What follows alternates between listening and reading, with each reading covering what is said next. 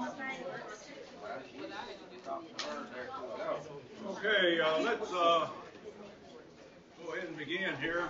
We've got a full agenda for this afternoon, so let's go ahead and get started. The first thing I'd like to do is welcome a new member for State Board, or student member, Lauren Haley. Lauren, we're pleased to have you on the board. Congratulations. We look forward to working with you. Lauren is a senior at Bartlett High School.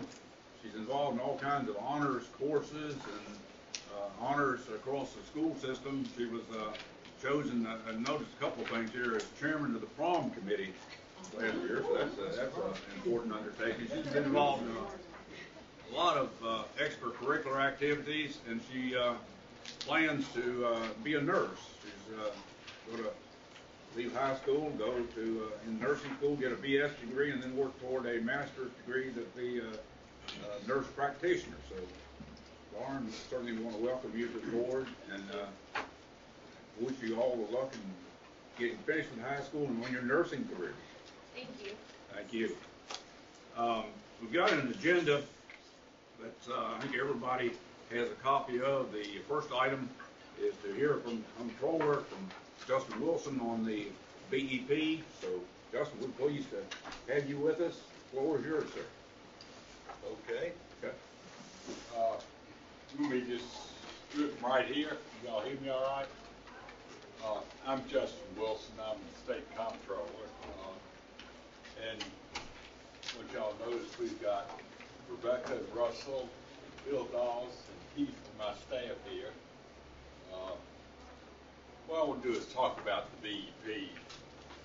And as you probably know, the BEP is 3.8 billion bucks. It's 37% of the state budget.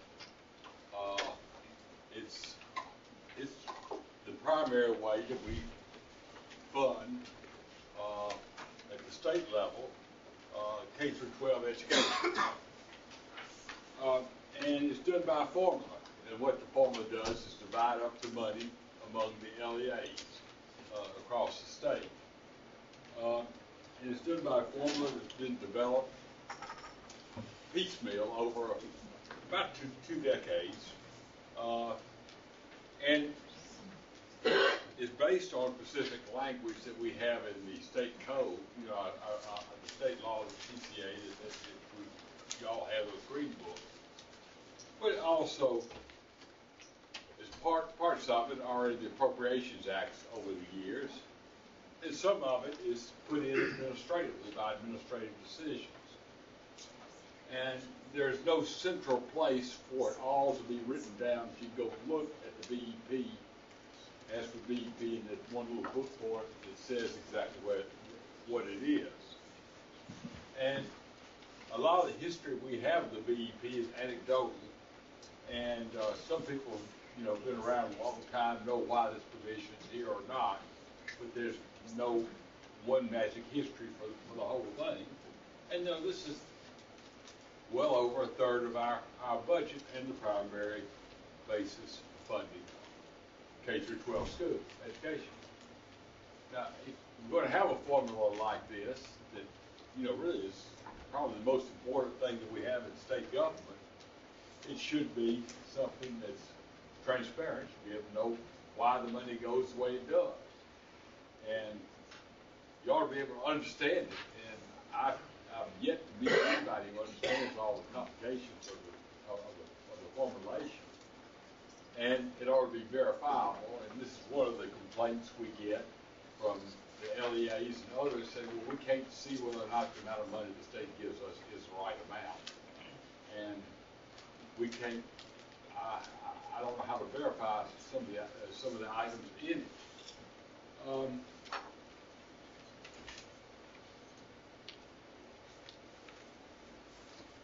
We've looked at this, and we looked at the overall calculations and the protocols and the processes. We tried to figure out on a global view how it works, issued a report on that. We looked at the insurance component changes, which we didn't really understanding, the popular understanding is not the same thing that that the formula actually provided. And we looked at the attendance, the way he calculated attendance, which is a very comes up over and over again in the formula. Not only the process for doing it, but whether or not people counted wrong. We found that there are at least 45 cost components within the formula. And they come from different sources. There's no one source.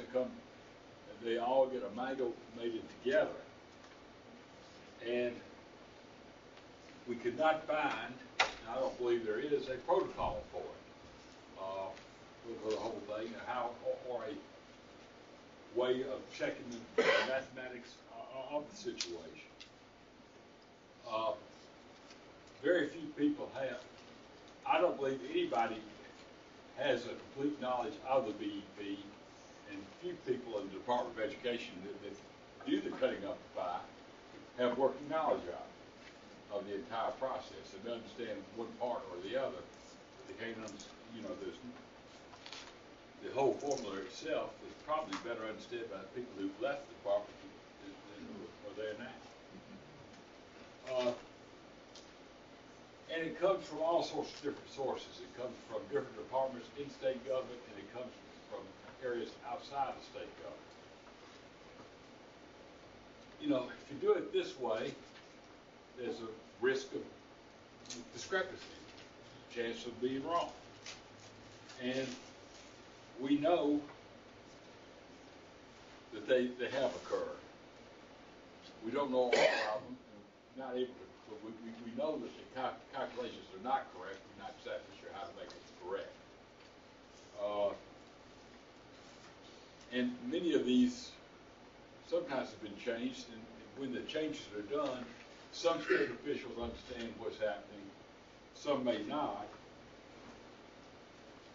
Y'all are the basic oversight board, and you may not be informed of it. And the General Assembly just doesn't know. Now, some members of the General Assembly have pretty good knowledge of it, but generally speaking, the General Assembly doesn't know. We've had 3 reviews. Each time that we've reviewed this, we've gotten more concerned about it.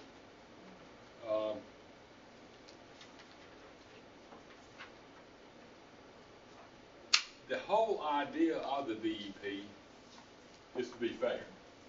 That's why we enacted it.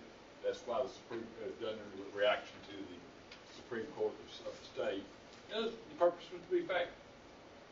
But each time you make it more complex, then you got a question of, do you continue to make it fairer, or are you just immediately correcting the problem that you just found there, and maybe creating other problems in the process? And each time you change it, particularly if the changes are not publicized, then it's harder to understand. Let me just say this, is that the BEP is the biggest line item in the budget. It's maybe the principal responsibility of the state of Tennessee. Our state constitution is very clear about this, the obligation of the state to provide education, primary education to our children. This is very clear in the Constitution. And so saying this, I believe that the formula should be transparent, understandable, and verifiable. And it's none of those. I'm saying this because I believe we should take be in the process of trying to figure out what it is and to make it transparent, understandable, and verifiable.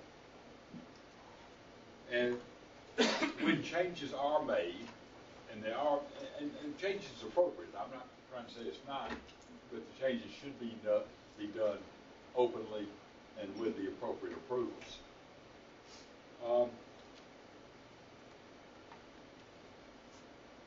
I put, and maybe I put the responsibility of this on the Department of Education. I believe that's where it belongs, and I'm going to keep on saying that. You know, if we're talking about real education reform here.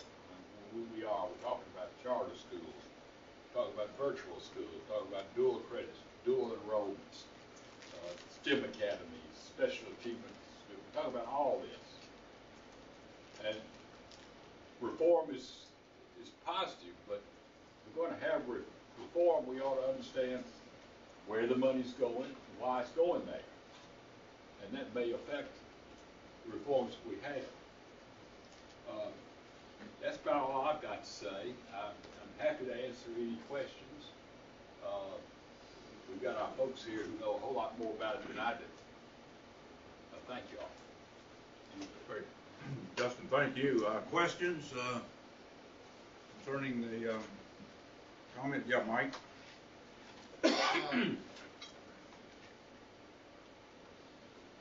seems to be a lot, and I think you're right, I know you're right, that no one really can understand the rhyme, the reason, the riddle of how the formulas work for fairness.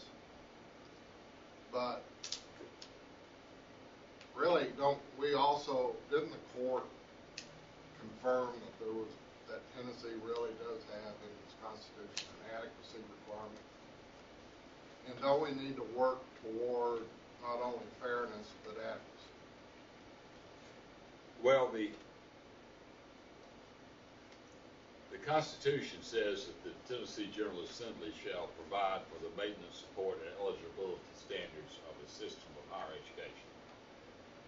And going back to what the court said, they went twice there, is that does have elements of adequacy and does have elements of fairness. And I'm not sure if anybody can really talk more about what the courts have, but you're right, it does. And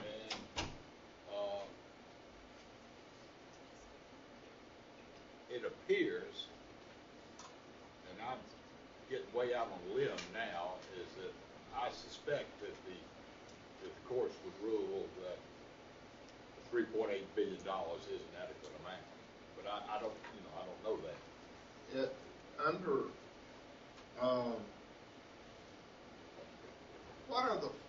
Give me examples, if you would, please, of the 45 cost components. I'm trying to figure out how you would cost out to get to a whole number, even before you start to try to figure out the fairness. Well, one component is transportation, and that involves the number of students, and it goes regressions to the mean if you're a statistician. And quite frankly, I can't articulate the formulas, but they're all the many of are regressions. I wish I could find a formula to show you. I don't know if Well, it would seem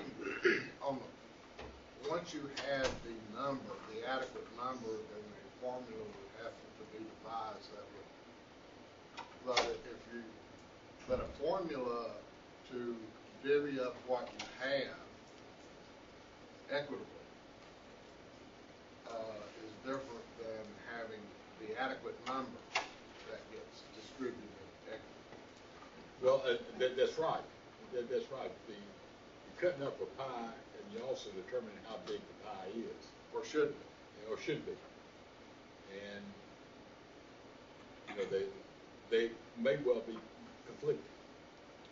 But the intent, as far as I'm concerned, the intent of the BEP review formula is to address adequacy. Whether it does or not is something else. No question about that. No question. But if you look at what it's trying to do, is determine what is adequate to meet the constitutional requirements of education.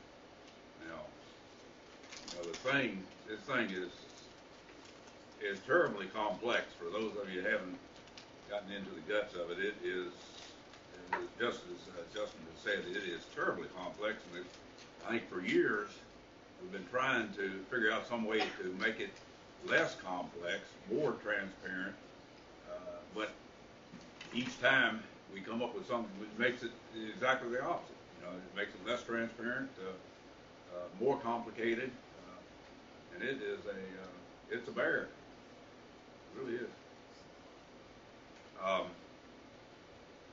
I think basically, I think this board would certainly agree with your conclusion.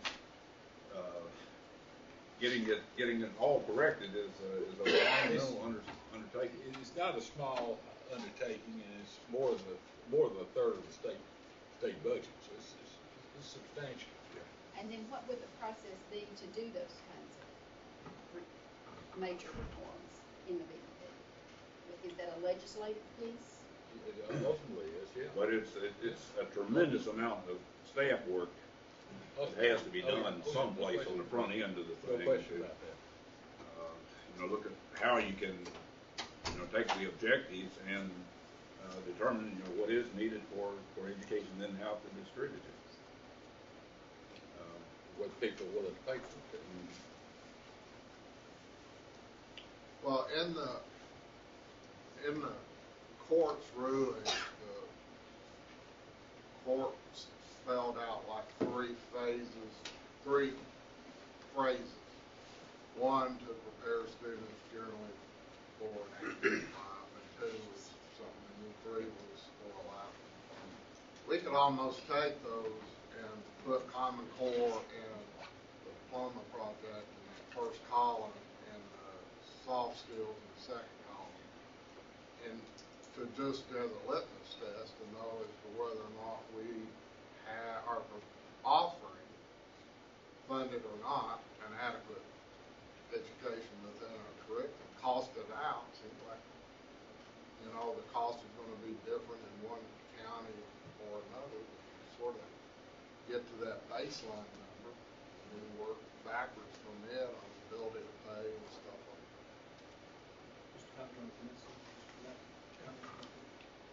that. Mike, what I wanted to say was that the comptroller has talked to the staff a lot about this, and I think part of his position is that before we begin to talk about adequacy, or even before we begin to talk about fairness, more than just the people in this room even need to know what the numbers are and how those numbers came to be.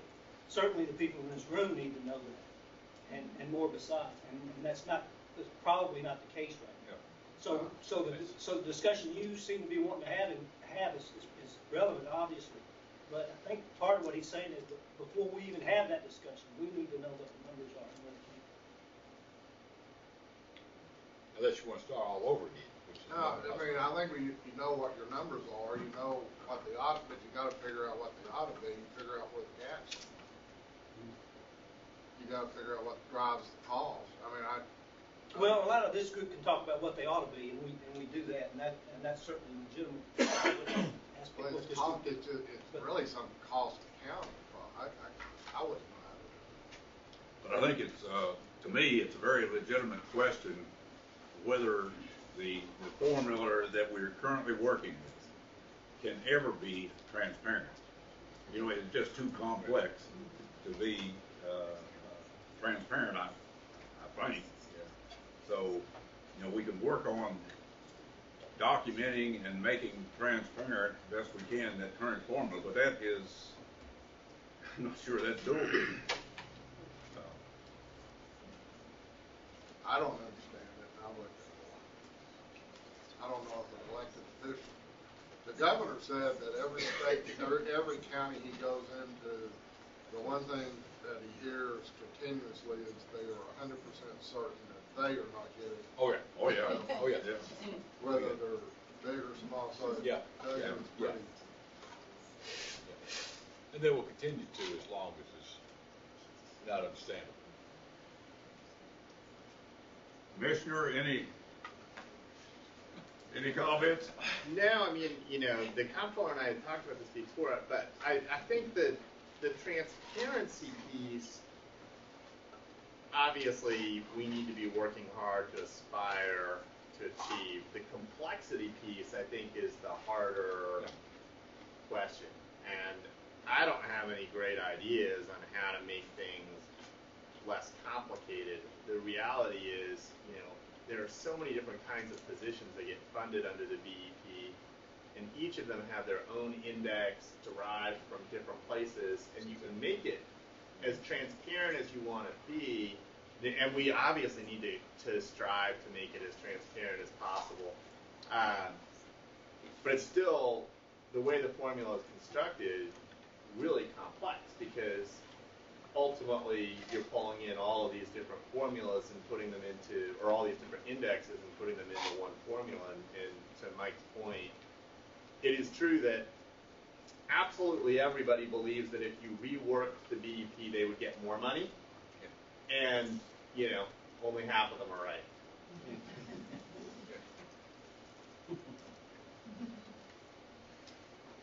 Okay, other questions? Gary, anything? Okay. Well, I think that we certainly agree that it needs to be more transparent, more verifiable, and we also need to try in the process to reduce the complexity of it somewhat. But it's a lot of work. Well, Okay. Okay. Mr. Wilson, are you looking for, is there a recommendation that you would have us do? For this board, Yes, sir.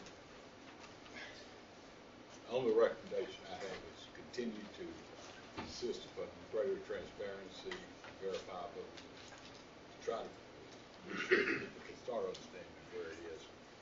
And I have not taken the position the BEP needs to be changed. It's not.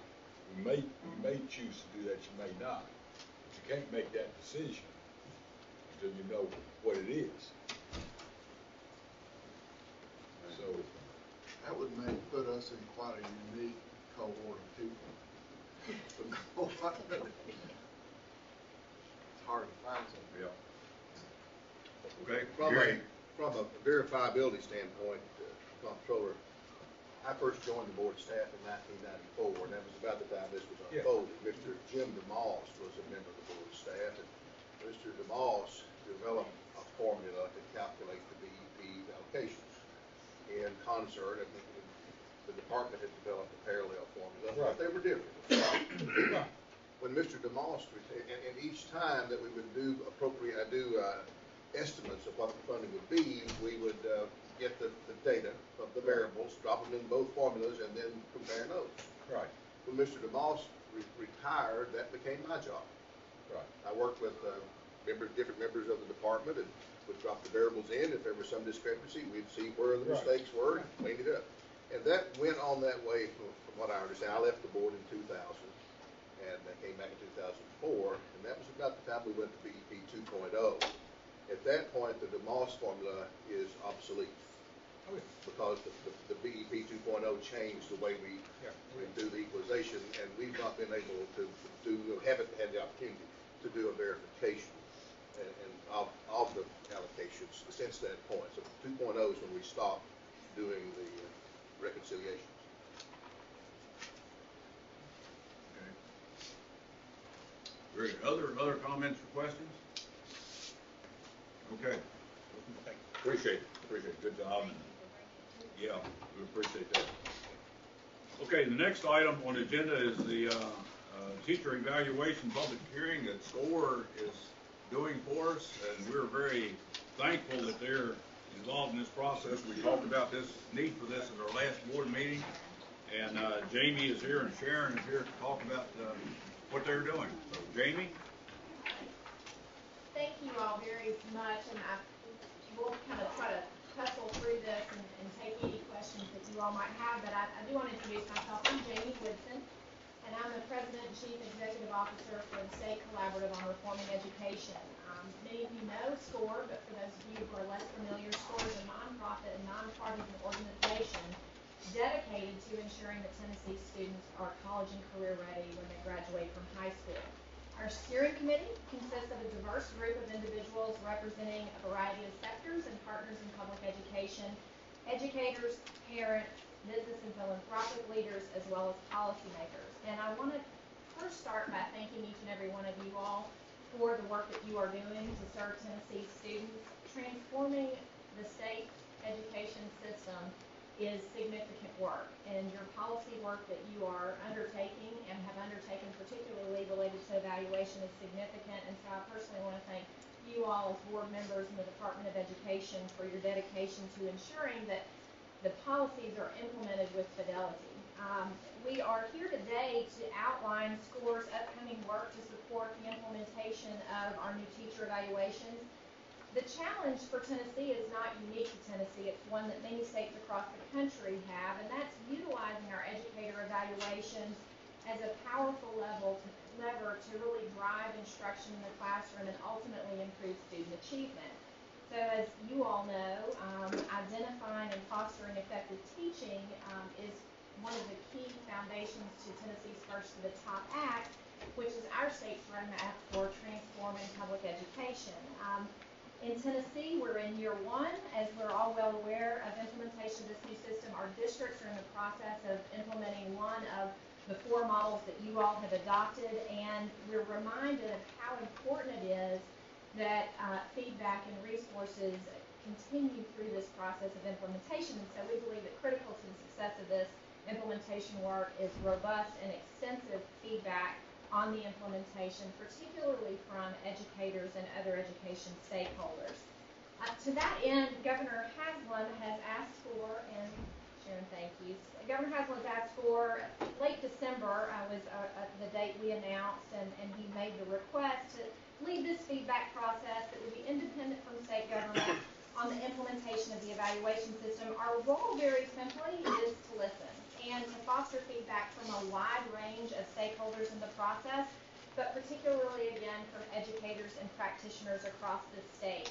So over the next several months, we're going to gather input from leaders across the state, from practitioners in the classroom, and from a variety of those folks to identify not only where our successes are in this process, but also identify areas for improvement. As requested by the governor, we will be producing a report back to you all and the Department of Education by June 1 with our findings. For those of you who know us, you know that the C in SCORE is for collaborative. And to that end, to gather this important feedback, we are partnering with a number of organizations in this process. Very specifically, the Tennessee Education Association, the Tennessee School Board Association, the Tennessee Organization of School Superintendents, the Tennessee Chamber of Commerce and Industry, the Tennessee Business Roundtable, also Professional Educators of Tennessee, and the Parent Teacher Association state organization. Leading this important work for SCORE on this project will be Dr. Sharon Roberts. Many of you know her, and she's going to be visiting with us very quickly here in a minute. But Sharon has over 30 years of experience as an outstanding practitioner, both all in the classroom as well as a principal leader, and also a district leader, most recently as superintendent in Lebanon Special. I'd like to now turn it over to Sharon, and she's going to walk you through the very specific process that we'll be going through between now and June 1 to deliver, hopefully, some important feedback from the field as it relates to the policies that you put into place. Thanks, Sharon. Well, it's my pleasure to be here today and meet with you again and talk about the work that SCORE has planned during the next few months. As you can see from this slide, what we want to do is to gather feedback from multiple stakeholders across the state. And we have superintendents listed, our community leaders, business leaders, parents, local and state officials, principals. But you'll notice that teachers stand out, and that's because we feel very strongly about capturing the teacher voice as best that we can. So it's integral to hear from our teachers through this process about what's working and what challenges lie ahead of us.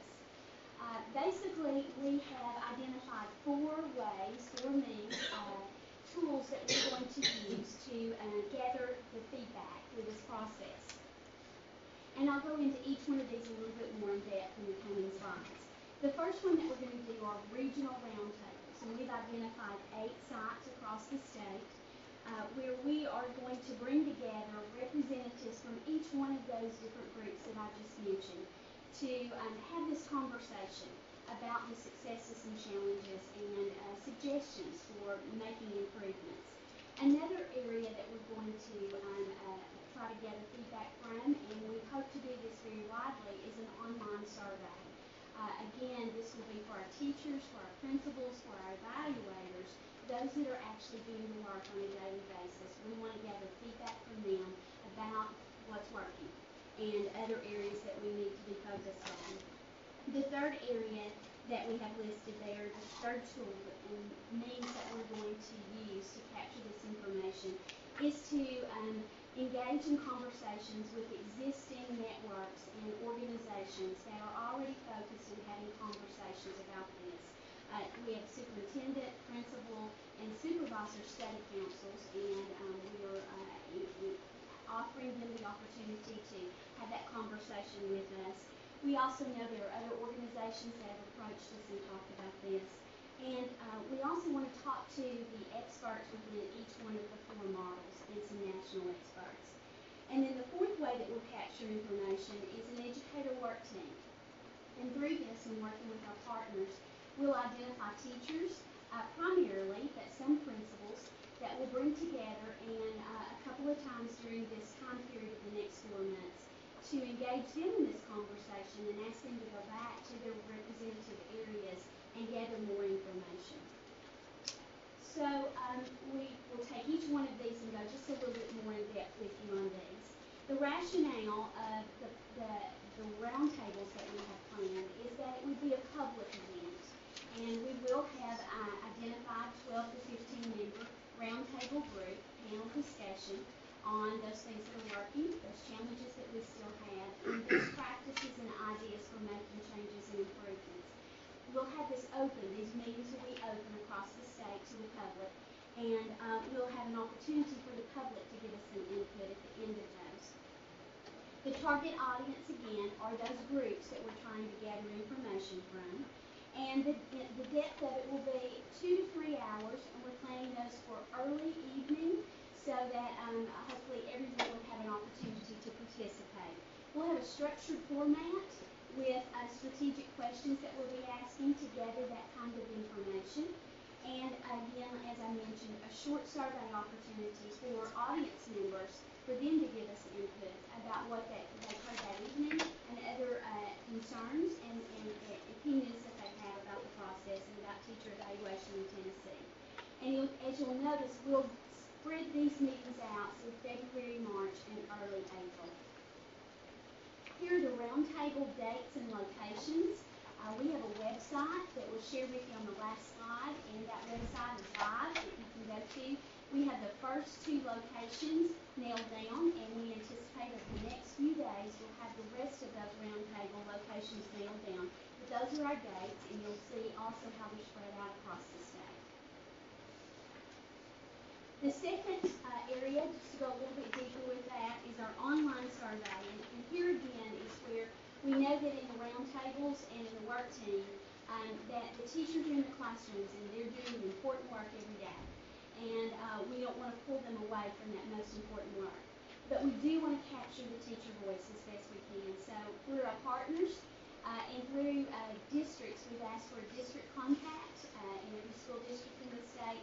We're going to push out our survey. We're going to have it during the month of March and try to capture as many teachers, their input as that we possibly can. It will be a short survey, approximately 20 questions. And we'll, like I said, we'll have that open in March, and then we'll have time that we will bring that data together and take a look at it. The third area is discussions with the existing groups, networks, and experts. And the idea behind this is to bring the expert knowledge that we have, the wisdom both in Tennessee and outside of Tennessee, to bear on the project that we're working on. Again, we'll look at those study councils, those networks that are already in existence. We'll also talk with people from the models who are actually implementing the models to learn from them what's working and what challenges they still have ahead of them.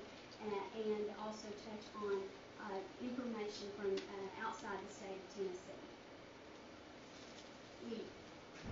The fourth area here that we've identified is the educator work team. And the idea here is that we will identify teacher leaders across our state, again with the help of our partners, to come together and take them through the actual feedback process that will be mirrored very similarly the roundtable experience, but also then to ask them to go back to their regional areas and share this information with their network groups of teachers and school leaders. Again, gathering more information that we can bring back to the final analysis and synthesis. As you can see, we tried to take a look at this and see how we can reach, especially the practitioners, the teachers and the principals who are doing the work every day. And you'll notice that each one of our areas, we feel like we have the opportunity to do that. And then we also look at the other groups to ensure that we are engaging them on a wide basis across the state. Some final thoughts is that, again, as Jamie mentioned before, our charge is to then collect this information, synthesize this information, and it will result in a report that will be brought back to the State Department and to the State Board by June 1st. It will catalog feedback from all the different core ways that we are gathering information and across all the stakeholder groups that we've mentioned. And we'll look at it from the standpoint of what's working. What are those best practices out there, places where things are working well. Again, what are those challenges and potentially the recommendations that have come from all the data gathering tools that we've used to help us improve evaluation across the state of Tennessee. We anticipate that there will be a range of policy considerations that will come from our work. And as I mentioned earlier when I first began, you can find out more information about this at our website, TennesseeScore.org/feedback. It is live currently, and we have a video on there. We have the list of the roundtables, and we have links to the department for technical assistance information and other information there. Thank you for this opportunity to share, and Jamie and I are here to take any questions that you might have. Okay, questions for Jamie or Sharon? Just have one quick one. Questions? Mr. Chairman. First, I think it's great. I think you put a strong process together and commend you on the list of partners you brought to the table to embark on the work. Just know you're going to get a lot of robust feedback, and how are you going to synthesize all of that and kind of share your learnings? Are you going to aggregate it in any way? Or? Great question. Thank you for asking it. Yes, we have. Our team has given a lot of thought to that, and we realize we will get a lot of information. And so we are looking at this from the standpoint of 4 major areas that we anticipate at this point. There will be issues related to policy concerns. There will be issues related to communication, to implementation and support, and then fourthly, professional learning. We also anticipate that there will be leadership issues, but we really feel strongly that there's leadership relationship in each one of those categories. So we will come at the synthesis of the information from that standpoint through each one of the ways that we're gathering this information, realizing though that we'll hear some things that we hadn't planned for. And there will be this other category, and we will give that its due concern. And we'll look at that closely. Other questions? I think this is an extremely important undertaking, and we really appreciate SCORE, Jamie, and Sharon tackling this. I think we all recognize when we put these 4 models together that they probably none of them are going to be perfect. We're going to need to make some changes, and just implementing something this significant, this important, you're going to have concerns and problems associated with it, regardless of how perfect the model is. So we're certainly glad that y'all are doing the process of listening. I mean, that's extremely important. I am hearing good things that there's rich dialogue occurring between principals and teachers out there that hasn't happened before, and I think that's desirable. And so it's good things coming, but we certainly understand that we've got some opportunities to improve too. So. Certainly, and And Mr. Chairman, one of the things that we're very sensitive to, this isn't the only feedback process that's happening on this issue. The department has a robust process going as well internally. TenCred is working through theirs, and so along with the information on this process, we're going to provide simple information for practitioners and for the public to know where they might be touched. There are multiple surveys happening on this information. Obviously, the TenCred survey is critically important. And so folks know that this is important information gathering, but there are going to be several different ways for them to participate. So we want to make sure that there's clarity for practitioners and for the public on the different feedback opportunities that they're going to have. We're certainly very, very much hoping that we'll have the maximum participation here, but that TenCred survey is going to be very important as well, and we have that schedule up on the website. Good. Any other comments or questions? Gary? As we get close to the dates and we've nailed down the location and the times, you'll pass that on. I'll send it out to board members, and would like to encourage board members to attend the roundtables when there's one occurring in your region. It'll be very informative for you. Okay, other comments? Okay, Sharon, Jamie, Thank you. appreciate it. Representative Reagan has joined us here. Representative, we're glad to have you with us. Any comments you want to make, or any? I guess the first one ought to be, I apologize for being late. It was unavoidable, unfortunately. And I'm looking forward to getting this information so that we can use it on the education committee. That would be about the only comment I can think of that would be appropriate at this point. Okay. Good. Well, we're glad to have you with us, and we will continue with our agenda here. David, performance report.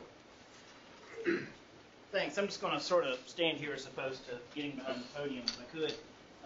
The performance report is a lot leaner and meaner than it used to be. For those of you who've been around long enough, remember it was a very lengthy document of 50, 60 pages or so, and we've boiled it down to some really key indicators.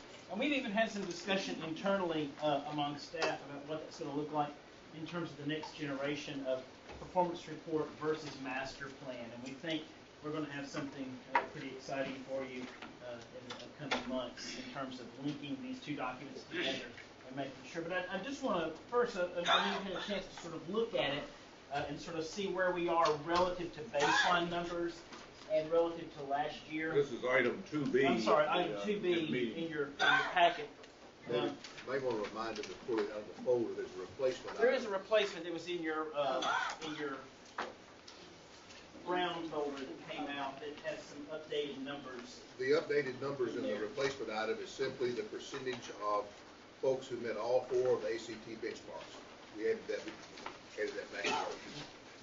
What I'd like to do, if it's okay, is just sort of walk through these, not indicator by indicator per se, but just sort of chunk by chunk. In terms of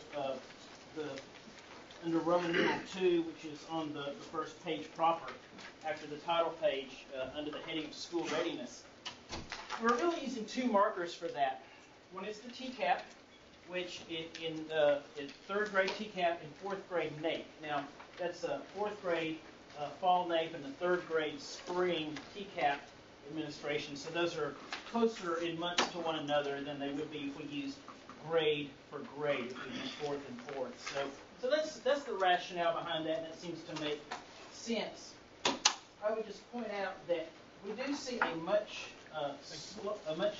lower proficiency rate along the lines of the NAEP than we have in the TCAP, and there's some pretty rational arguments around that. As you know about NAEP, it is a test that is given to a statistically reliable sample of our students across the state. Your school may or may not be a NAEP site.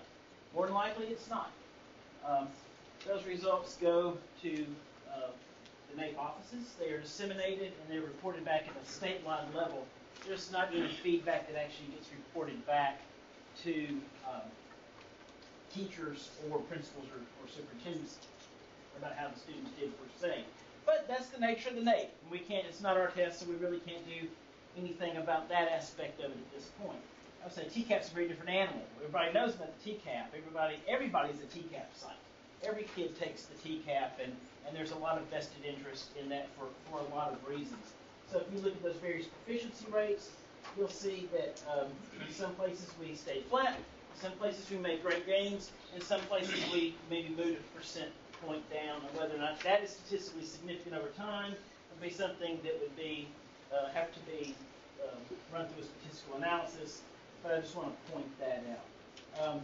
Moving into the section on college and career readiness, we have a lot of interesting things going on there. First of all, I would point out that now, because of we have traditionally used wholly and solely the ACT suite of assessments, that's Explore, Plan, and ACT, as the marker around this. The College Board has a parallel 8th, 10th, 11th grade suite of assessments called Ready Step, PSAT, and SAT. We will begin, and you'll see footnotes there, that future reports will include those as they come online at a district level. And speaking of footnotes, you'll probably notice that this report is what I might call sort of overly footnoted, but I don't think that's necessarily a bad thing. That's really not for you as much as it is for me, because in years moving forward, we want to make sure we use the same business rules for capturing data that we use for the report, so we're doing an apples-to-apples comparison. And so those footnotes give me and the people that I ask from the department and from THEC to pull down those numbers for me, give us sort of the rules of engagement for how we're going to pull those numbers and what they include, and most importantly, what they don't include sometimes. So you'll see a lot of footnotes there. But the PSAT, the Ready Step, and the SAT numbers are noted in there. And you'll see that in some cases, again, we made strong strides. In some places, we remained flat. But overall, we have not seen yet because the kids have not had benefit, our students have not had benefit yet of this robust curricular pipeline. I don't think we have seen the market jump that we are anticipating seeing once the new curriculum standards and the kids have had benefit of those take hold. You'll start to see it earlier in 10th grade or 8th grade than you will in the 11th grade, because they've had benefit of that. If you jumped in the pipeline of new standards at 10th grade, then you only had 1 year of that benefit. And that's not likely to show up statistically in something like an ACT exam. If you in 5th grade this year, like my daughter is, then she's going to have benefit of those curricular standards all the way through the majority of her training. And so that should show up, hopefully, when she's a junior. Turning over to indicator 8, I would just point out that when we conceptualized, when you approved these as the performance report, we knew there would be an Algebra 2 exam. We did not have a baseline number on that. This is our first year. So this 31% becomes our de facto baseline. And if we want to set some interim targets around that, that would be fodder for discussion at another time between now and next year, earliest, but certainly down the road. But those percents proficient need to be a determination moving forward. You'll also see the numbers in 9. And here's where the change was from the original one that came out in your packet that was mailed to you. You see the percent meeting all four benchmarks down there at the bottom. 16 and 15 from our baseline to this year, and that was just left off through error of mine, but has been rectified, and you have that in front of you.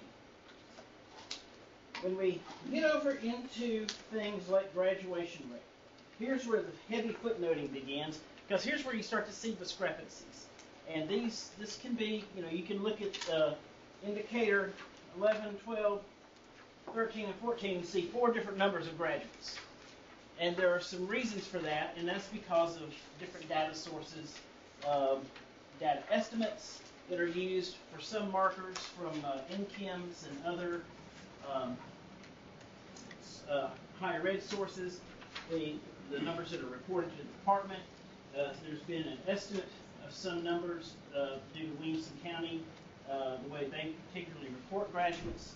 So that's the best number we have. That doesn't mean it's the number we'd like to have. It's just the best number that we can report to you today. And you'll see results along those lines. in terms of, for instance, indicator 12, advanced placement, IB, and industry certificates. We have strong targets, and we are, in some cases, on track to meet them. In some cases, we have a lot of work to do.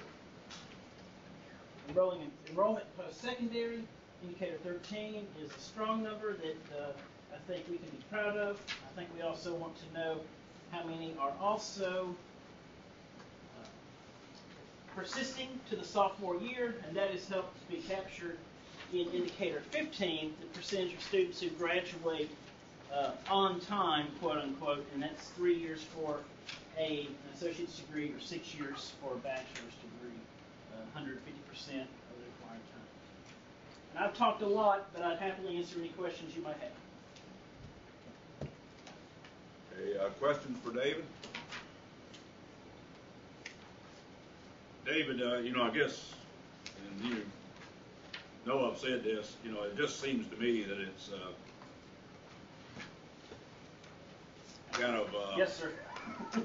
problem, put out a report that identifies different numbers of graduates on different indicators. I understand the data problem, but, to put out a report that identifies different numbers there, which supposedly appears to be the same thing on the report, that doesn't calculate very well with me, but I guess the footnotes try to explain it, but to somebody other than you, I don't think footnotes make much sense. All I can tell you is that we'll continue to work to get the best numbers we can, but I certainly understand it can seem disingenuous. Yes, sir. By way of comparison,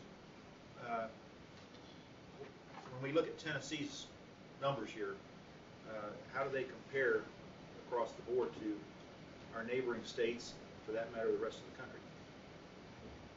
I'm going to point to maybe just a couple of examples. I think that might be the easiest thing to do, because the TCAP is the TCAP, and there's the Georgia GCAP, I guess, but it's not. But whatever their equivalent is would be sort of a apples-orange thing, but might be not fair to get into. But in terms of something like AP or IB, I would say generally the states that have some sort of formal AP incentive program, in other words, where there are monies leveraged to pay for the AP test and pay for the training of AP teachers, those states tend to have a much higher percentage of students who are successful in AP or dual enrollment courses. Now, we do see a huge bump in our dual enrollment because of lottery scholarship monies. And that is one example where we might outpace some other sister states. I do not have hard comparison data. Dr. Nixon, do you have anything you could add to that? When we look at the percentage of students meeting all the benchmarks for college readiness, Tennessee versus the rest of the nation, we do much worse. But we're one of 4 states that test every student. Most of the states do not test every student, just those who are planning to go to university or go to college. So they're testing the cream of the crop. It makes it hard to do a comparison. When we transitioned into the ACT requirement, a couple of years ago, we picked up 13,000 students that had not been tested before on the ACTs. And our score went down 1 point on the positive. Most of the other, that's the lowest of any of the states has gone up to 1%, 100%. Some of the states have had 2 and 2.5% point drops when they tested everybody. It's just really hard to put your finger on how we do compared, because we all test different percentages, and some of them don't test all the students, just those going to college.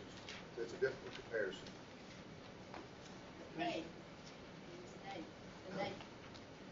NAEP Yeah, well, that's what I was going to say. I was going to say on NAEP, we are 46th and 45th in math on 4th and 8th grade, and we are 41st in reading among the 50 states in both 4th and 8th grade. And if you look at our neighboring states, we are well behind most of our neighboring states, in particular Kentucky, Virginia, North Carolina, significantly ahead of us. And if you even just look at the results for students on free and reduced price lunch, because sometimes people comparison is, well, Tennessee has a high percentage of kids on free and reduced price lunch. You just look at kids on free and reduced price lunch. Kids in Kentucky and North Carolina are about a full year ahead of kids in Tennessee and that. Just to give you a comparison. So there's a lot of work to do. And I guess, one of the things that concern me about the performance report is some of the targets that we've got in here for TCAP versus NAEP. And, I think we use NAEP to say that we've been lying to our kids about, and their parents, about how well they've been doing, and we've really increased the standards that we've now incorporated into TCAP. But I am concerned that the targets get pretty different for NAEP and for TCAP as we get out there.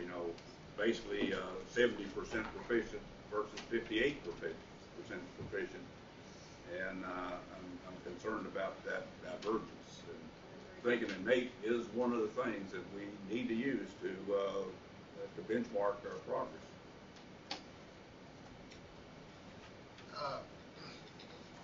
Where we have targets, Yes, sir. knowing that it's a ramp up with the new standards, can you sort of make like you felt that your 5th grade was probably going to have a higher trajectory than people that are further down the road, or somebody that was a 5th grader. Can you do a trajectory of what you think we're on, and are we on a trajectory to meet these targets? I would say, and I'll defer to other colleagues at some point, that with new standards coming online, with the implementation of Common Core, it may require a revisiting of all this to change some numbers. We're just going to sort of see what the next day brings in terms of these. I'm not saying that changing numbers is good or bad. I'm just saying that our new standard may put us on higher trajectories, or it may put us on lower trajectories. I don't know that necessarily means we need to change that outcome number, but it is. I would say that the student who has benefit of a better curriculum generally is going to be better prepared than one who does not. Now, how that translates to numbers, that's a policy decision, not a teaching decision. Well, but we have a target. We do. Right now we have a target. Or we have targets listed someplace. It doesn't appear, well, it appears on some that we're on,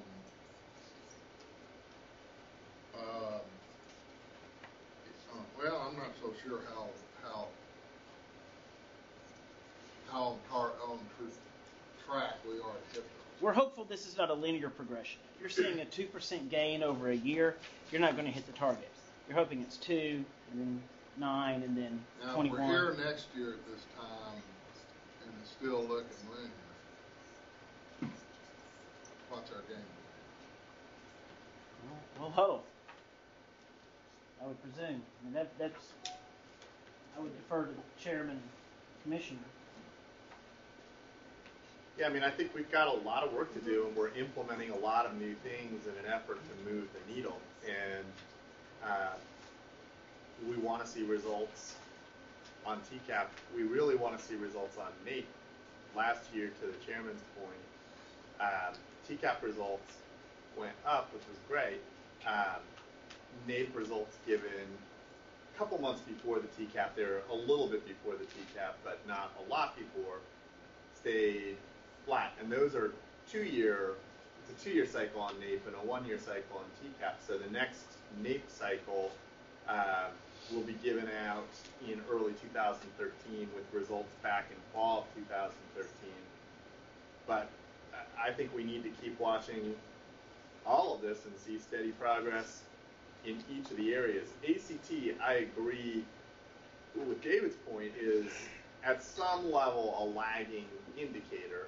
It's harder to move the needle on high school national assessments because it's the end outcome of so many years of schooling, and it takes a while as you raise the standard to see that play through.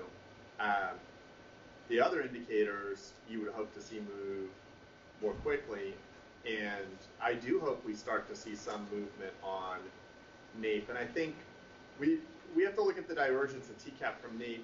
We also, though, have to look at our national rankings, because I do think NAEP is harder to move, and the states that have moved their NAEP results the fastest in the country still haven't moved them massively. They've moved them a little bit, but certainly our aspiration is to be one of the fastest growing states in the country on NAEP.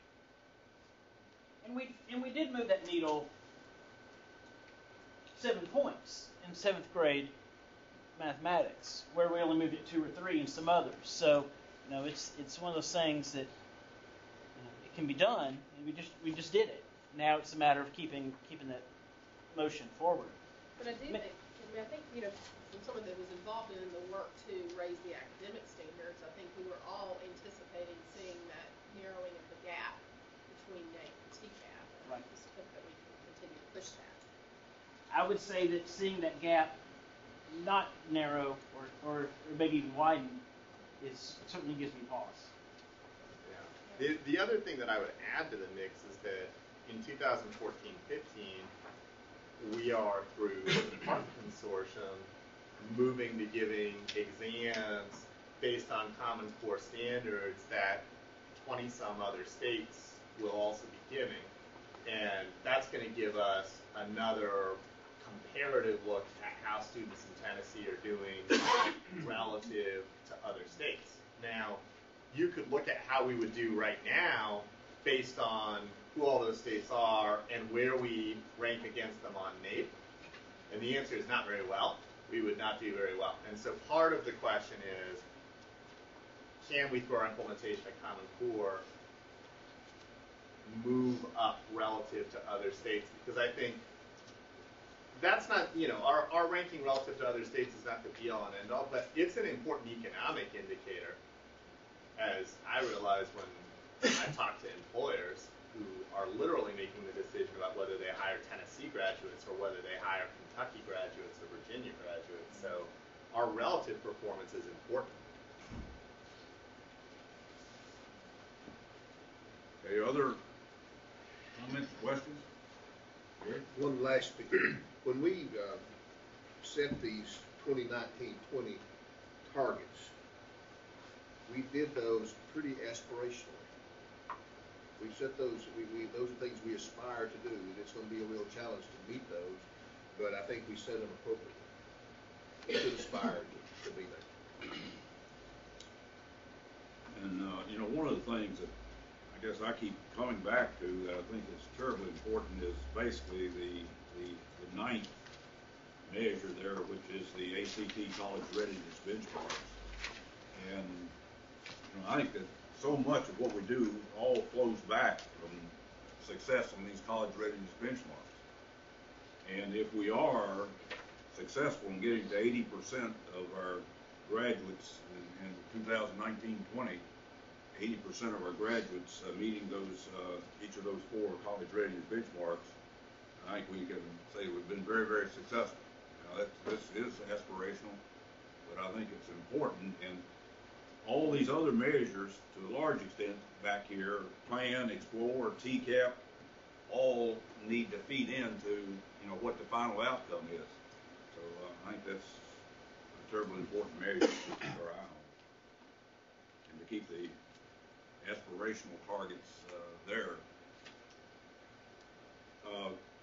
David, the number 10, the graduation rate, is that really based on the National Governor's model, or is it, what model is being used to? That is my understanding. Commissioner Zacks also come in the room, but I believe it is off that longitudinal. Can you ask that question? The number 10, the graduation rate, it seems to me that it's higher than I thought it would be with using the longitudinal national governors conference process. Right. Right. You're talking about the question of number of years, the 4 years compared to 5 years. And Right. so on. Yeah. Yeah. I will defer to Zach and come back to you with whether that is using the MGA data or not. I think number we're that's facing reported. into it. In 9-10, we used the NGA cohort rate, and then in 10-11, we moved to, the Department of Education has started to require states to report a rate that is essentially based on the same way that the cohort style graduation rate that NGA, that we had done through our adopting that through NGA. The U.S. Department of Education has now moved to requiring that essentially, and they do something slightly different. Basically just who goes into the cohort and who doesn't. So there is now a way that all states are calculating that for the U.S. Department of Education. So that's the rate that we moved to then in 10-11. And I mean, I think I would agree with you, Chairman, that we were surprised, I think, to see that when we moved from the way we had been calculating to a cohort style graduation rate, I think everyone thought we might drop off a little bit more. But we've seen that same thing progress over time. And it's one of those things that we're going to look into more this year and how we're calculating what the cohorts are. I really couldn't hear everything she was saying. In effect, yes, this is a cohort graduation rate with, and it's a across all states model as required by USDOE. And so But it's not the same formula that was used before, is that what I understand? it is not the same formula that was used before, and we did not have the same anticipated drop off. We thought we would sort of see a several percentage point dip, and the drop off was much less than one would anticipate. We should be using the same calculation rate now going forward because, again, it is something that is federally the way we live. Something, we were talking about transparency and so forth earlier. It's something I hope we will apply to this calculation because it seems like every time we calculate this, we get numbers that go all the way from 75% to 95%. Yeah. And I think, to Aaron's point, I think the U.S. Department feels that same pain, which is why they're trying to force all states into a apples-to-apples comparison. Okay. On the graduation building, Tennessee has been a leader in growing the graduation rate. We've made significantly better progress there than most partner states, neighboring states.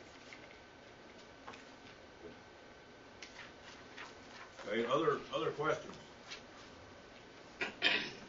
Anything else? You're happy? Okay, David, thank you, sir. Appreciate it. Okay, let's move to the next item on the agenda, which is questions on agenda items. Can I kick that one off? Okay. Mr. Chairman, is there a chance we might have, if you're ahead of our agenda, is there a chance we might have a short break before we go to the next item? We can do that. Let's take a short break while we are ahead. I'm concerned about staying ahead or staying on schedule.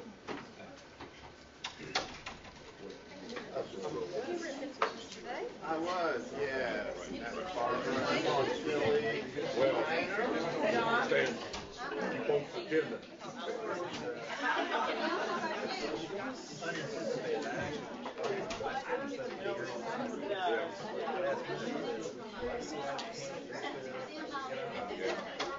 Understand. Appreciate you being here.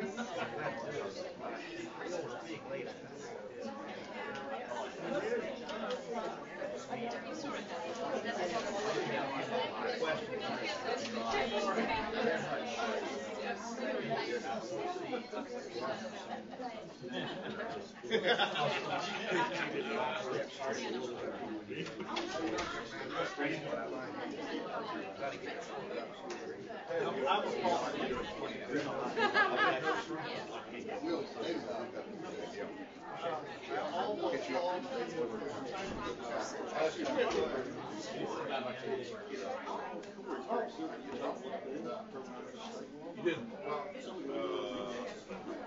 There's too much here on this section. Wanting That's what I really wanted to making it transparent.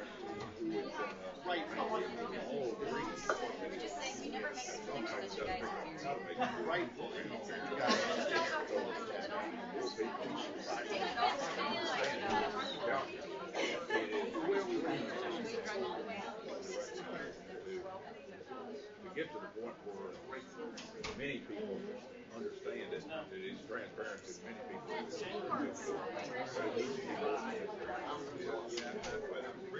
I've worked on it.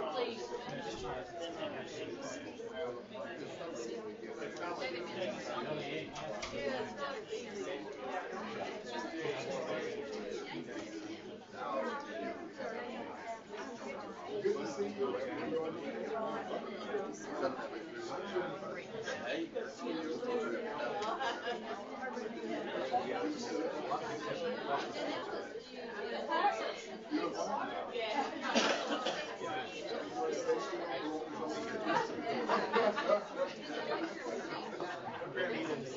Yeah, no, I think he did a good job.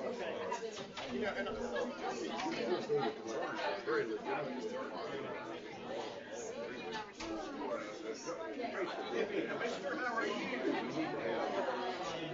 Better documentation. Right now. Well, there's a heap of components of it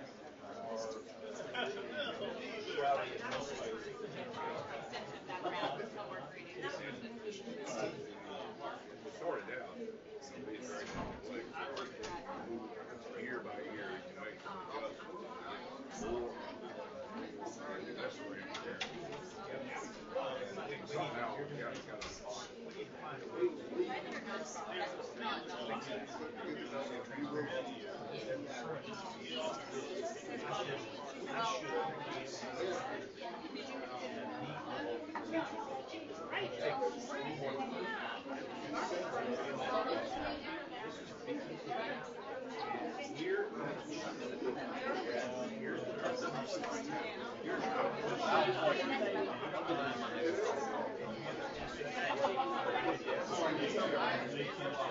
How you doing? see you too.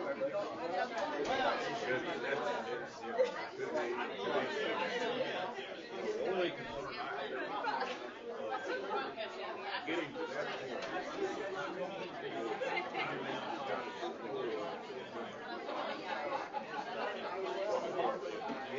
It is so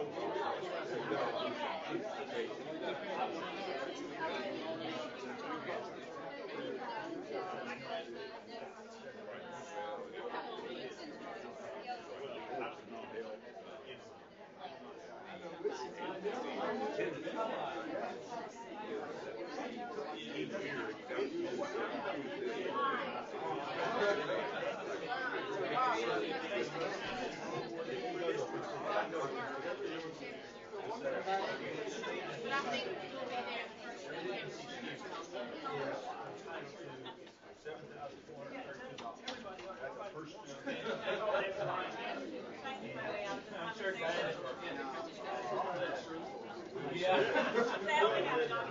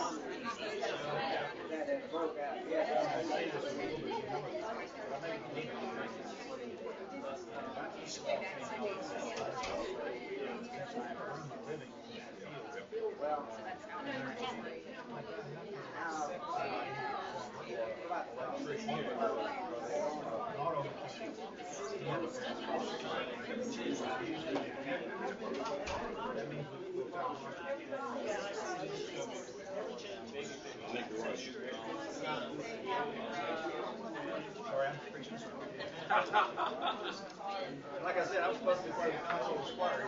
Yeah. How much we're gonna need to include 215. We've got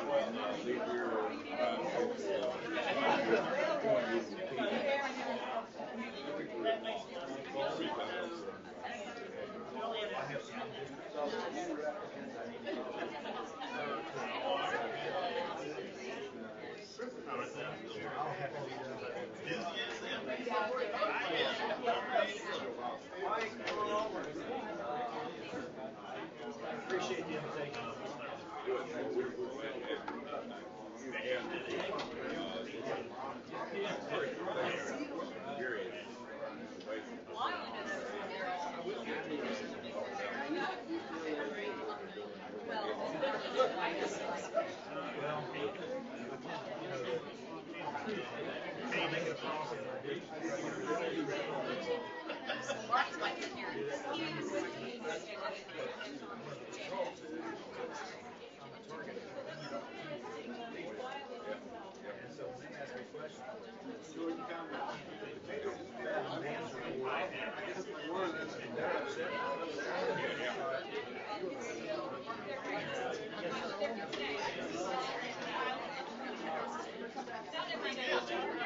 Okay, let's go. Need a gavel in here. Yeah, I can't do that. Okay, let's go. That's like the six, that's like the 400 miles. Yeah, I think I'm gonna be this time of year.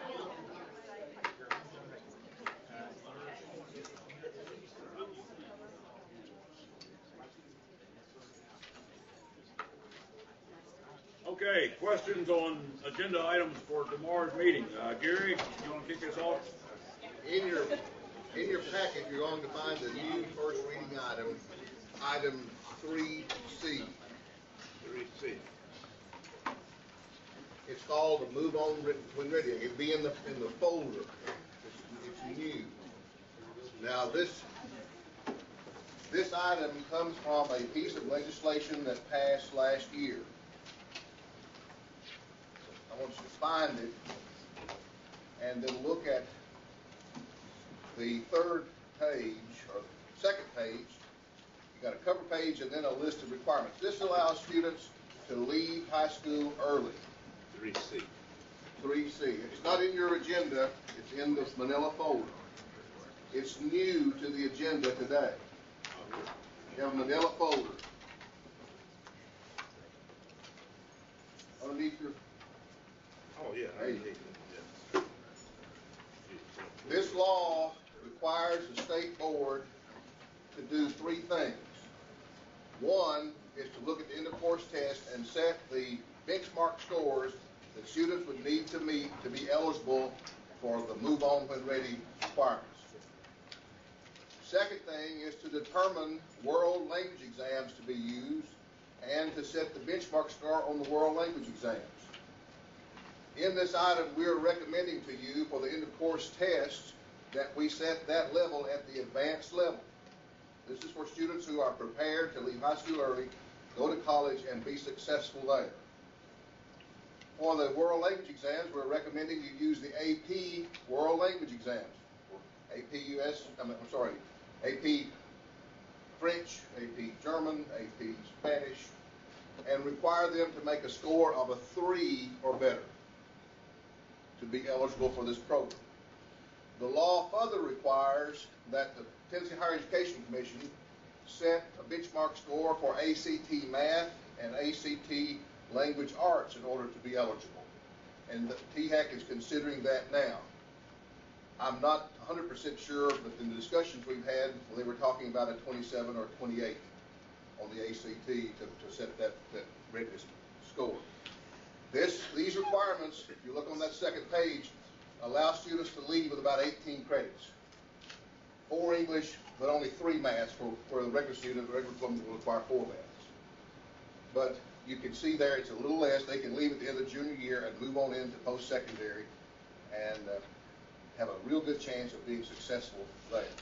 And the law tells the state board and tells THEC to set these levels at these benchmarks at such a level as we feel confident that these students have a very good chance of being successful if they move on early. So that's new to your agenda, and I want to take some specific time and explain that to you. And I apologize for bringing it today. It was some oversight on our part. We had it ready in December, but it just didn't get in the package. How does this change from students that are already graduating early? I mean, because there are... The ones graduating early today are meeting today's full requirements. Okay. This allows them to have a little bit smaller list of requirements, but they've got to take some AP classes. They've got to, they've got to be really high-performing students who are prepared to move on. So they couldn't go through how they do it now. If they get all of their... They could do it. Sure. They could do it that way or this way. Yes. Okay. And laws like this have passed in several states. There was one in Arizona, and it's called the Grand Canyon Diploma. And in their law, they're letting students shift away from earning credits to mastering the materials and demonstrating that mastery through a test. If they pass the test, let's say at the end of the 10th grade, then they're finished with their high school work, and they have the option of going to college or staying in high school and taking college courses full time. But that's not our law. But just use that as an example of what other states have done, some similar things and then some done some different things. But they're opening the door for students who are well prepared, would be better served to move on into the collegiate world and advance their lives. Any questions? You're saying that they would have to make a 28 or a 27 in each mathematics and English on the ACT? I think I'm not sure if it's a 27 or 28 that TEC is considering, but it'll be one or the other. It'll be one of the eligibility requirements. We'll find out this afternoon probably. You know, one of the things that this can do, it reduces the cost, right? And if we're looking for new money, whether it is to force more people into advanced only with mastery and not socially moving them on, and we can't do it because it costs too much, well, we just can't, the more that actually happens and they leave, you've just picked up, you've lost some average daily attendance money, but at the same time, your cost is going down because of the numbers that have been served.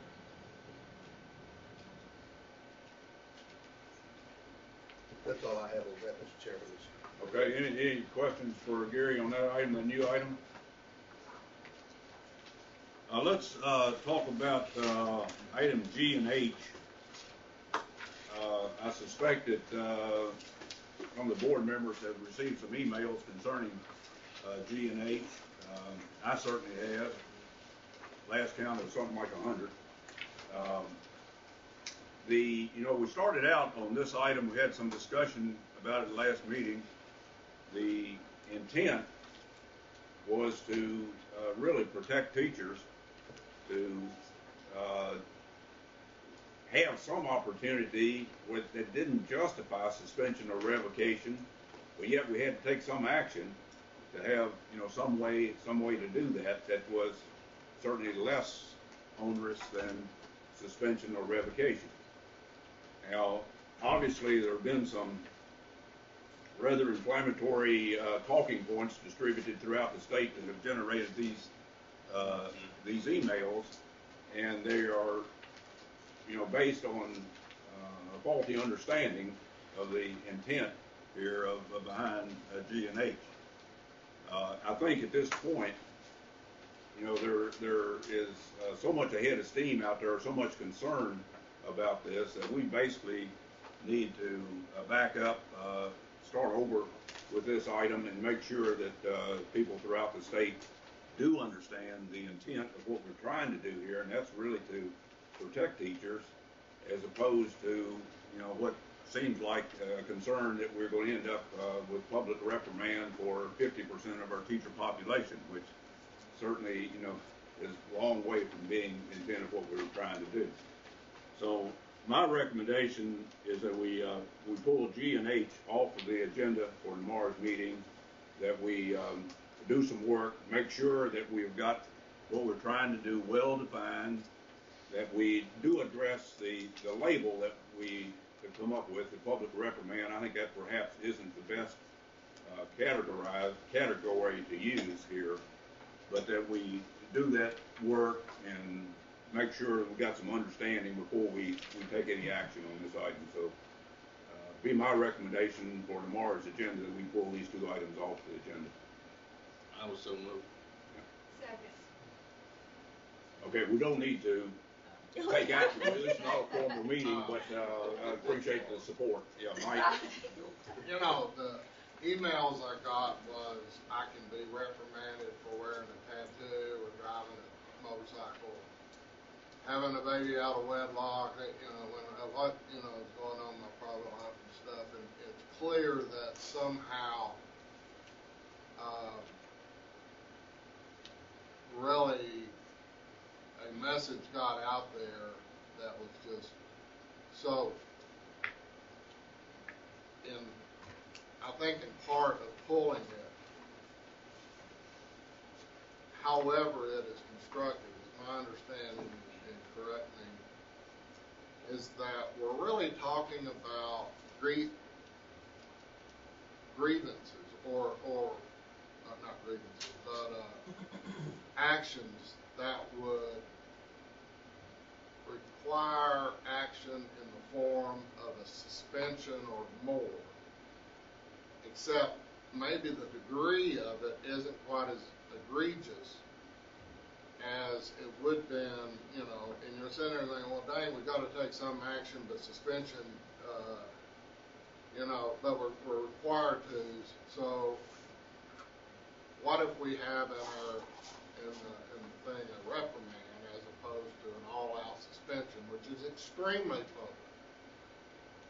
But if that's the case, I would ask that the state teachers tell us if they don't want that. And because that really defaults back into the suspension when maybe a reprimand would have been a lot lighter and more appropriate. I think that's a good point, and that really was the intent, is to provide some action where we were required to take action, where right now suspension or revocation are the only actions we can take. Carolyn? Mr. Chairman, I would just like for you to make clear that the process that was intended was nothing different than what is actually being followed now. That there was no intent for any lack of due process. It's not a new thing that's being done. That all of the items that come before this board have already gone through a previous sequence. And would you just kind of describe that for us in public?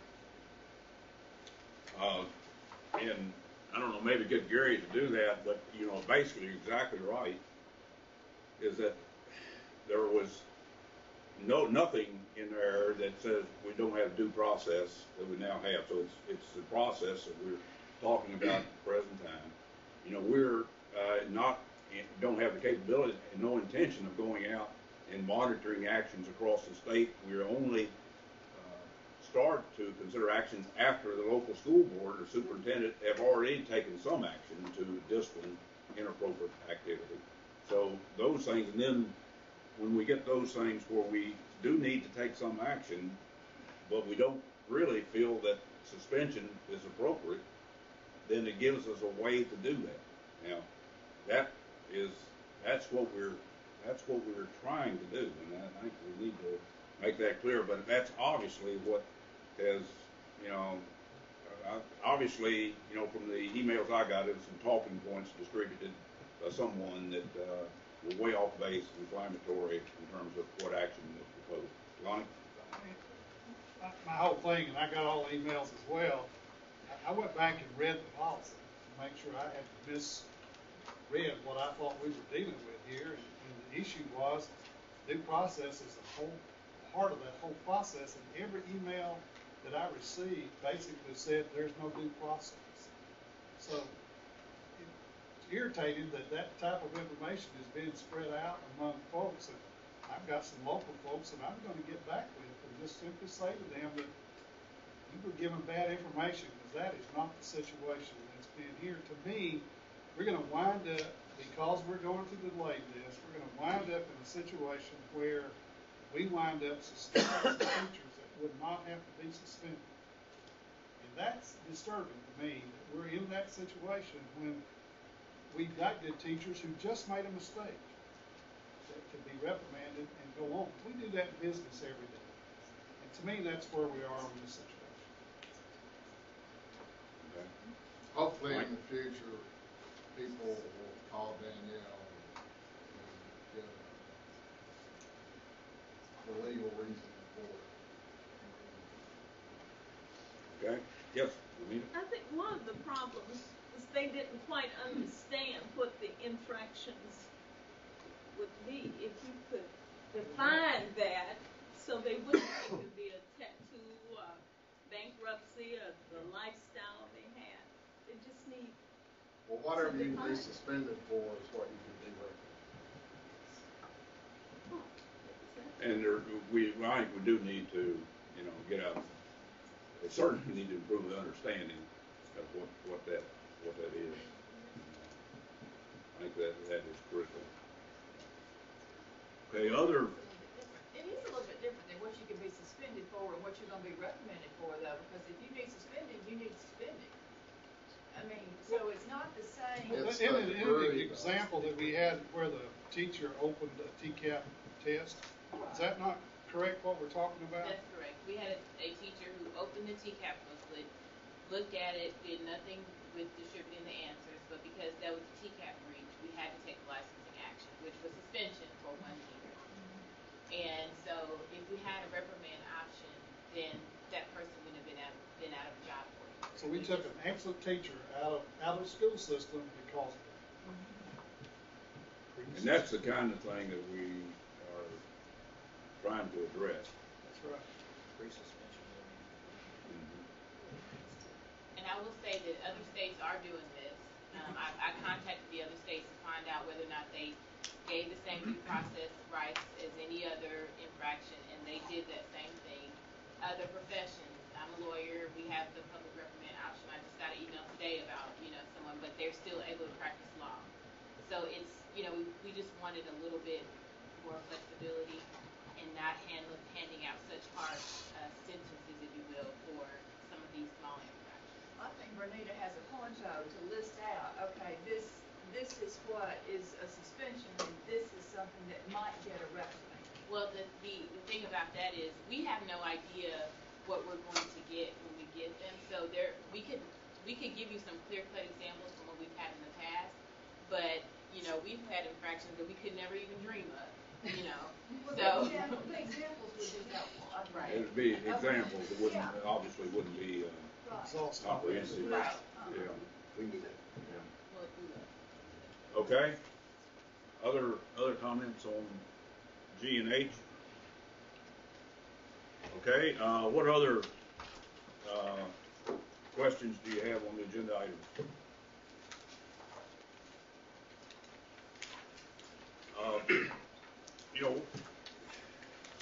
Are there other questions on the agenda? I've got one that really relates back to some action we took at the last meeting, interpretation of action we took at the last meeting. But any other questions on agenda items for tomorrow? The thing that I'm concerned about is at the last meeting we approved situation, and the verbiage is that if a person takes an AP course and gets a 3 on an AP course, they don't have to take the end of course test, let's say in math and algebra, whatever it is. And that rule interpretation is being extended to 6th, 7th, and 8th graders who take algebra and geometry, that if they take the end of course test, they do not take the TCAP for 6th, 7th, 8th grade. And the results of that are we're removing in some systems, as much as 25%, the top 25% in these classes, 6, 7, and 8, from taking the TCAP. And then when we look at percent proficient, we've removed you know, the top students from that population, so the percent proficient is going to drop significantly. And, you know, I think that's a real problem. Now, I think some folks in the department have said that we can back calculate the results of their end of course test back into proficiency for the TCAP test. That is starting to get pretty complicated and difficult. So I'm concerned about whether it just isn't better for 6th, 7th, and 8th graders to take the TCAP, be included in the population, and not have to go through, you know, some kind of back calculation from the end of course test back into TCAP results. Now, I think that's something we need to look at pretty carefully and make sure we understand the results of doing this. Because, you know, I've looked at some numbers in some systems that have a lot of 6th, 7th, and 8th graders that are taking algebra and geometry. And it has a disastrous results on the TCAP results for those systems. What's the disadvantage of having them to take it? Well, the only disadvantage that I can hear is that they're taking Algebra 1 or geometry, and the TCAP is more based on the curriculum that is normally in, you know, 6th, 7th, and 8th grade. But, you know, I guess I wonder a little bit about that being a problem. You know, if they're learning what they need to be learning in algebra and geometry, I don't see why that doesn't have a positive impact on math TCAP. If it doesn't, we got something wrong in our measurement system, I think. Yeah, I guess I would say, and Aaron jump in if you have anything to add on this point, but it's both having kids take an extra test, and then it's teachers, what we hear anecdotally, feeling obliged to take the kids who are going to take the extra test and basically cramming them with the TCAP standards to make sure they're ready to roll on the TCAP when they've been studying something else. So even though, of course, they're more advanced, they're still going back and boning up prior to the test. And so that's, I think, the unintended consequence that we're trying to solve for on the one side. On the other side, I'm less worried about the results in proficient advanced going down, because we can get an apples-to-apples comparison. We can actually look at what the results would have been last year had the same group of kids not taken the TCAP. And so we can actually get an apples-to-apples comparison and put it out there publicly in a way where no district is going to look like it's moving backwards if it really hasn't. The unintended consequence I want to make sure that we guard against is districts not enrolling kids in Algebra 1 who are ready to enroll in Algebra 1. Right. And I think that would be disastrous. The other thing that of course is there with the results being included in teacher evaluation, the value-added results, where, you know, unless we're able to in some way reflect that, then, you know, that's a challenge also. Yeah, though of course value added is inherently measured based on the movement of kids from where they are. And so the higher performing kids don't lend to better value added scores for teachers. You're right. So it shouldn't impact value added scores. But Aaron, do you have anything to add to this? I definitely might have on the curriculum side of things. What I can add on Could you come up here or talk to us? We've got a lot of noise here.